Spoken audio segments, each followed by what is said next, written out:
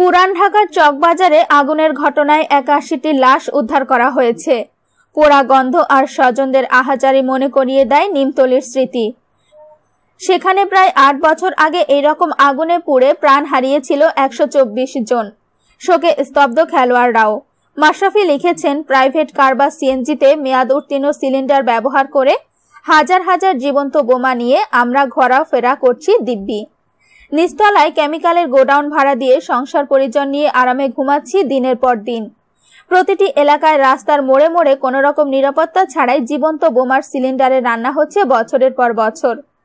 জনগণ নিজের ব্যক্তি স্বার্থে এইসব ক্ষুদ্র জাগতিক লাভের আশা ছাড়বে না, কিন্তু সরকারের দায়িত্বপ্রাপ্ত বিভাগগুলোর অনতিবিলম্বে সকল ধরনের গ্যাস সিলিন্ডার আর আবাসিক ভবন থাকা কেমিক্যালের গোডাউনের অবস্থান শনাক্ত করে এর নিরাপত্তা বিধানের শক্ত পলিসি গ্রহণ করতে হবে।